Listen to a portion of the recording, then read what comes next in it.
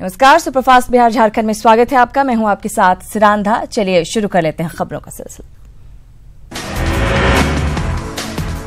लालू और कांग्रेस के साथ महागठबंधन पर नीतीश का बड़ा बयान सामने आया है। नीतीश ने कहा कि 15 महीने से ज्यादा साथ चलना संभव नहीं था, उन्होंने तो इसे 20 महीने तक चला दिया। इधर नीतीश के गठबंधन पर दिए गए बयान पर शरद ने पलटवार किया है। उन्होंने पूछा कि जब पता था तो महागठबंधन बनाया ही क्यों। शरद ने कहा कि 11 करोड़ लोगों से वादा खिलाफी उन्हें अंदर से कचोट रहा है। सीएम नीतीश ने संघ प्रमुख मोहन भागवत के बयान का बचाव भी किया। पकौड़ा रोजगार पर विपक्ष की ओर से उठ रहे सवालों को भी उन्होंने खारिज कर दिया। केसी त्यागी ने शरद यादव पर पलटवार करते हुए कहा है कि उन्हें सीनियर साथी होने के नाते नीतीश पर टिप्पणी से परहेज करना चाहिए। केसी त्यागी ने कहा कि उन्होंने शरद जी के कहने पर ही लालू के सामने सरेंडर किया था। पटना में बिहार बीजेपी की कोर कमेटी की बैठक में उपचुनाव को लेकर तमाम मुद्दों पर चर्चा की गई। उपचुनाव में एनडीए की जीत सुनिश्चित करने को लेकर रणनीति भी बनाई गई। बिहार उपचुनाव में उम्मीदवारों को लेकर एनडीए 14 फरवरी को बैठक करेगा। जीतन राम मांझी से मुलाकात के बाद नित्यानंद राय ने इसका ऐलान किया। हम के राष्ट्रीय अध्यक्ष जीतन राम मांझी के जहानाबाद सीट की डिमांड को देखते हुए बीजेपी के प्रदेश अध्यक्ष नित्यानंद राय ने उनसे मुलाकात की। नित्यानंद राय ने मांझी को अपना गार्जियन बताते हुए ऑल इज वेल कहा।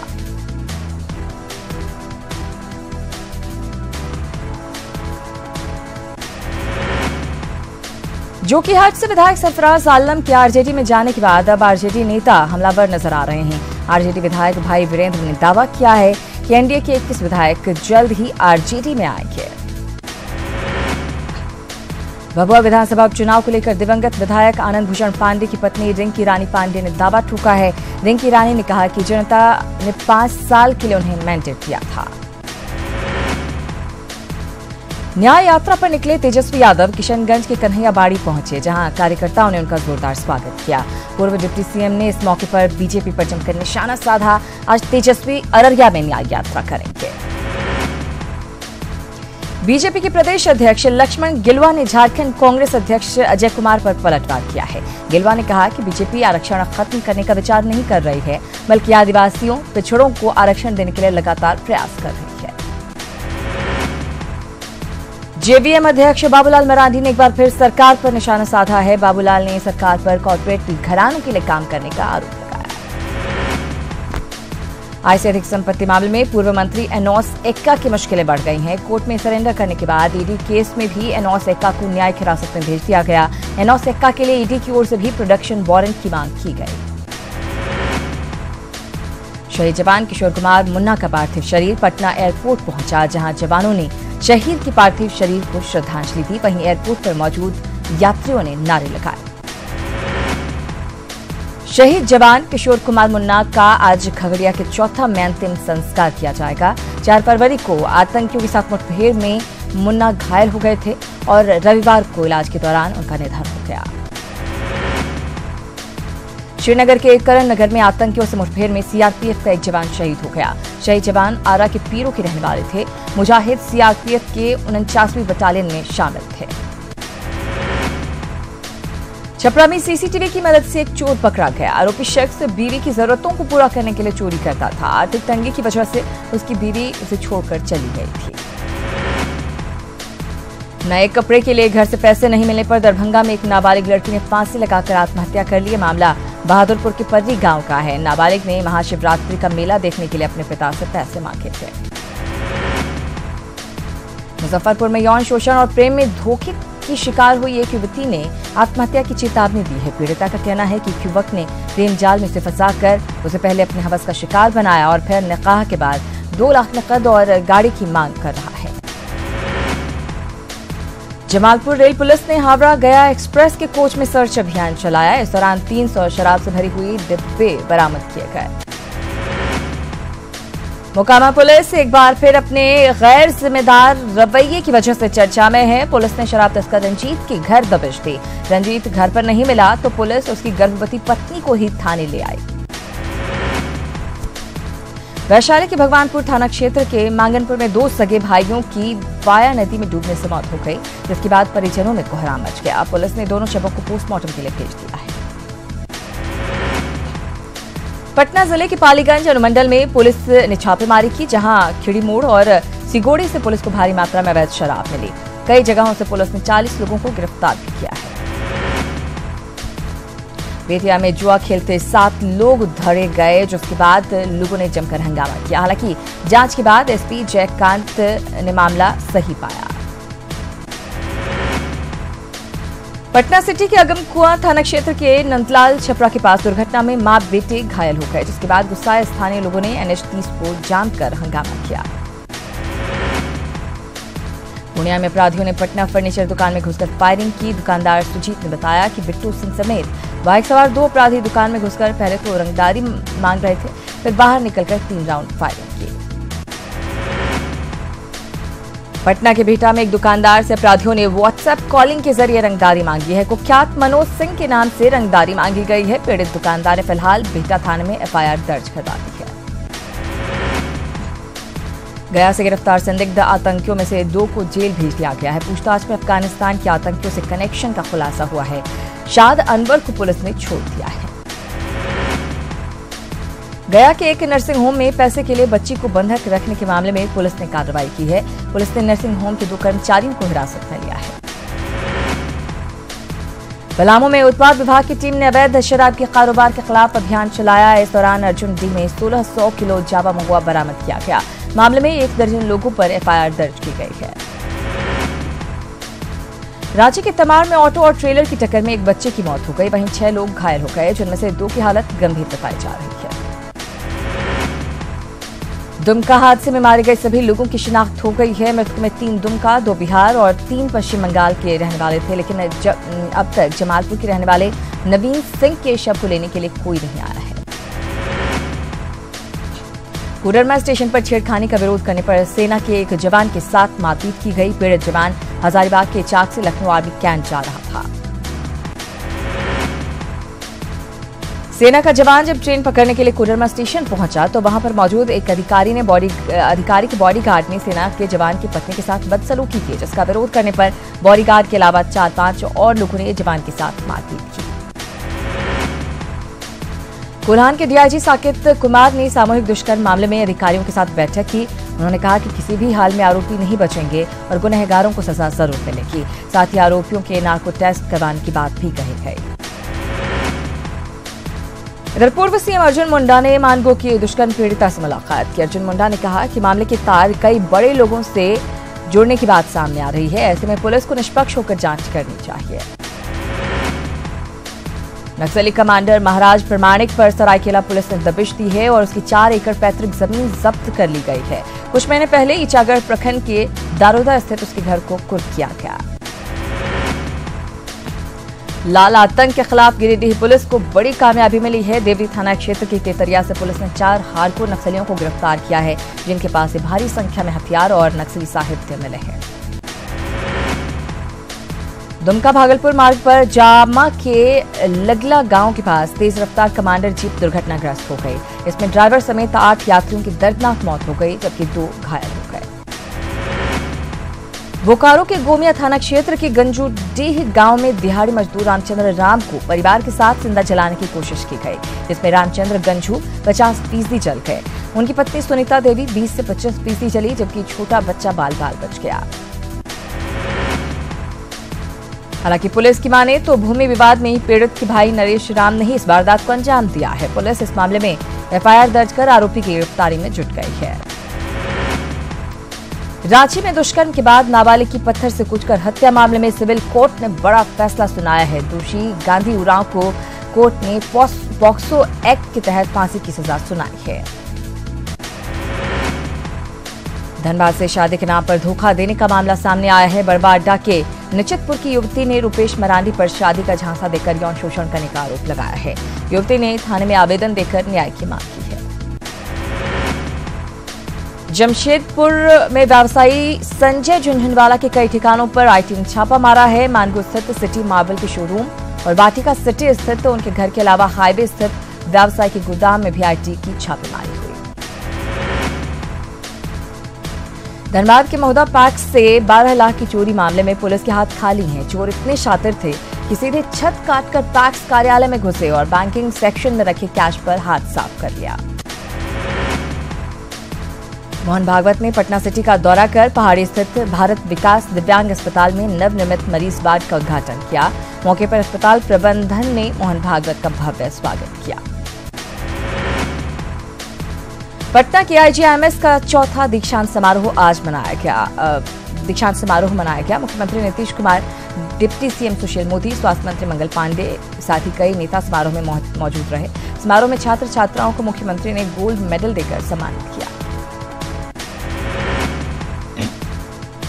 केंद्रीय मंत्री राधामोहन सिंह ने पूर्वी चंपारण में दिशा की बैठक में सरकारी योजनाओं की समीक्षा की। उन्होंने कहा कि स्वच्छ भारत और हर घर बिजली का सपना जल्द ही साकार होगा। कार्यक्रम आपका सेवक आपके द्वार के तहत सांसद पप्पू यादव PMCH पहुंचे। पप्पू यादव के साथ उनके लाव लश्कर, मरीजों के परिजन और चिकित्सक भी मौजूद रहे। मुंगेर की सभी टोले और बसावट साल 2020 तक संपर्क पथ से जुड़ जाएंगे। मुंगेर दौरे पर आए बिहार सरकार के ग्रामीण कार्य मंत्री शैलेश कुमार ने यह दावा किया है। उन्होंने धरहरा प्रखंड के विभिन्न पंचायतों में 10 करोड़ से भी ज्यादा की राशि की योजनाओं का शिलान्यास किया। बिहार विश्वविद्यालय मुजफ्फरपुर में छात्र संघ चुनाव पर परीक्षा की तलवार लटक रही है। विश्वविद्यालय में अब फरवरी महीने में चुनाव नहीं हो पाएंगे। पटना यूनिवर्सिटी छात्र संघ चुनाव रोकने के लिए हाई कोर्ट में दायर याचिका पर सुनवाई हुई। हाई कोर्ट ने नाराजगी जाहिर की है और विश्वविद्यालय के VC और रजिस्ट्रार को शैक्षणिक कैलेंडर का पूरा ब्यौरा हलफनामा देने का आदेश दिया है। पटना हाई कोर्ट के आदेश पर राजधानी में लगातार अतिक्रमण हटाओ जारी है। सोमवार को भी कई जगह पर अतिक्रमण हटाया गया, लेकिन आलमगंज में फिर से लोगों ने अवैध कब्जा कर लिया है। मुंगेर में अवैध गर्भपात कराने के मामले में हवेली खड़गपुर के डॉक्टर विनोद के सील क्लिनिक की DI ने जांच की। जांच के दौरान अवैध रूप से क्लिनिक चलने के सबूत मिले हैं। जांच के दौरान कुछ दवाएं भी मिली हैं। अरवल जिले में प्राकृतिक आपदा से निपटने के लिए झारखंड के पंजाब रेजिमेंट और जिला प्रशासन संयुक्त रूप से मुकाबला करेंगे। जिले के DM ने सेना के जवानों के अधिकारियों के साथ आपदा में नष्ट हुए विकास कार्यों का जायजा लिया है। सीतामढ़ी में बेलसन के दियारा में रहने वाले सैकड़ों ग्रामीणों ने 15 किलोमीटर की लंबी दूरी को 3 किलोमीटर में तब्दील कर दिया। समस्याओं से निजात पाने के लिए ग्रामीणों ने खुद के श्रमदान से 600 फीट लंबा चचरी पुल का निर्माण कर दिया। औरंगाबाद में मगही पान की खेती पर मौसम की मार पड़ी है। पाले से मगही पान की सारी फसल चौपट हो गई है। फसल चौपट होने के बाद किसान अनुदान की मांग कर रहे हैं। बक्सर का अंतर्राज्यीय बस पड़ाव उपेक्षित है। यहाँ यात्रियों के लिए सुविधाओं का घोर अभाव है। बस पड़ाव को हाईटेक बस अड्डा बनाने का प्रस्ताव साल 2014 में लाया गया था, लेकिन इसे अब तक मंजूरी नहीं मिली है। बिहार के शिया नेताओं ने यूपी शिया वक्फ बोर्ड के अध्यक्ष सैयद वसीम रिजवी के बयान की कड़ी निंदा की है। इनके माने तो वसीम रिजवी ने मुस्लिम पर्सनल लॉ बोर्ड पर आपत्तिजनक टिप्पणी की है। पोषण मुक्त जमुई के अभियान पर करोड़ों खर्च करने के बावजूद विभाग की लापरवाही ग्रहण लगा रही है। यहां कुपोषित बच्चों की देखभाल के लिए सिर्फ एक पोषण पुनर्वास केंद्र खोला गया है। परीक्षा पास करने के बाद भी मुजफ्फरपुर में 259 होमगार्ड के अभ्यर्थी भटक रहे हैं। बीते 24 जनवरी को अनशन के बाद इन्हें आश्वासन दिया गया था, लेकिन अब तक कोई सुनवाई नहीं हुई है। पटना में आयोजित राष्ट्रमंडल संसदीय संघ भारत प्रक्षेत्र सम्मेलन पर बैठक होनी है, जिसकी तैयारियों को लेकर पटना कमिश्नर DM और दूसरे अधिकारियों ने बैठक की।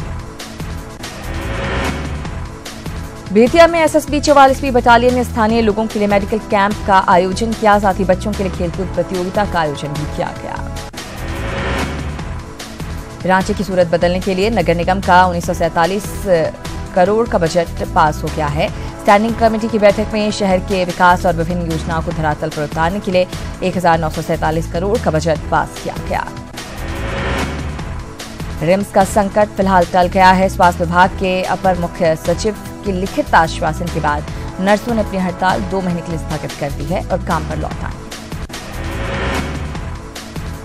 गोड्डा जिले में प्रस्तावित अडानी पावर प्लांट का रैयतों ने फिर से विरोध किया है। पोड़ैयाहाट प्रखंड के रैयतों ने कफन सत्याग्रह के तहत कंपनी के खिलाफ धरना दिया।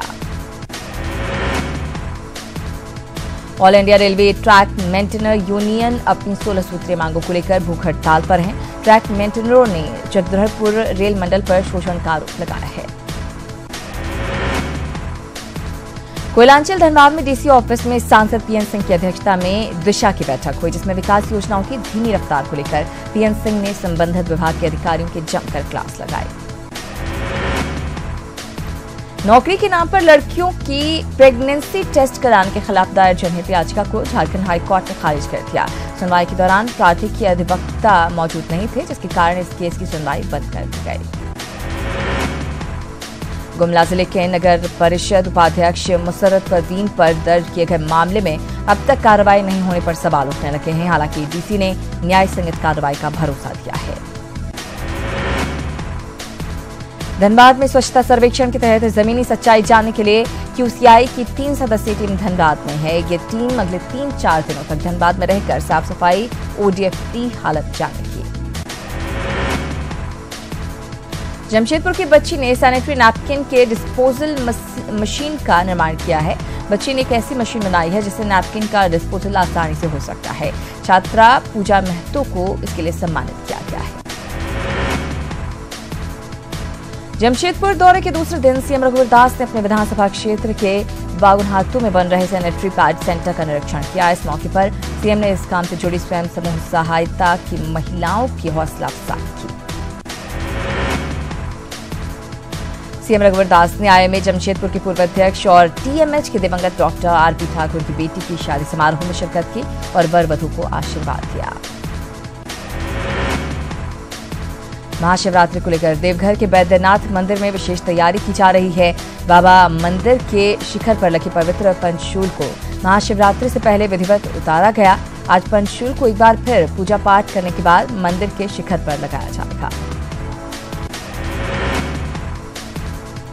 शारदा पीठाधीश्वर जगतगुरु शंकराचार्य स्वामी स्वरूपानंद सरस्वती जी चाईबासा के सारंडा दौरे पर हैं। 15 दिनों के प्रवास के दौरान वो विश्व कल्याण आश्रम में रहेंगे। औरंगाबाद के मदनपुर में 2 दिवसीय उमंगेश्वरी महोत्सव का शुभारंभ हो गया है। जेडी विधायक अशोक सिंह और डीएम ने दीप प्रज्वलित कर इसका उद्घाटन किया। महाशिवरात्रि महोत्सव के दौरान गया शहर में विशेष शोभा यात्रा निकाली गई, जिसमें दूसरे धर्म के लोग भी शामिल हुए। इस मौके पर श्रद्धालु शंकर पार्वती के वेश में नजर आए। अयोध्या में आज महाशिवरात्रि के मौके पर राम राज्य रथ यात्रा निकाली जाएगी, जो रामेश्वरम तक जाएगी। सीएम योगी आदित्यनाथ इस यात्रा को हरी झंडी दिखा सकते हैं। महाशिवरात्रि आज या कल मनाने को लेकर असमंजस की स्थिति है। उज्जैन स्थित महाकाल मंदिर में महाशिवरात्रि का त्योहार आज ही मनाया जाएगा। कई विद्वानों ने आज ही महाशिवरात्रि के व्रत की बात कही है। यूपी के काशी विश्वनाथ दरबार समेत काशीवासी आज ही महाशिवरात्रि मना रहे हैं। इस मौके पर बाबा भोलेनाथ की बारात निकाली जाएगी। महाशिवरात्रि पर छत्तीसगढ़ में राजिम कुंभ में आज शाही स्नान किया जाएगा। इस स्नान में 5 लाख से ज्यादा श्रद्धालुओं के जुटने की उम्मीद है। आर्मी चीफ बिपिन रावत आज नेपाल में आर्मी डे के मौके पर आयोजित समारोह में चीफ गेस्ट होंगे। इस तरह के इवेंट में शामिल होने वाले वो पहले इंडियन आर्मी चीफ हैं। समाजसेवी अन्ना हजारे आज से 2 दिवसीय उत्तराखंड दौरे पर रहेंगे। अन्ना हजारे अपनी यात्रा के दौरान जनसभा को भी संबोधित करेंगे।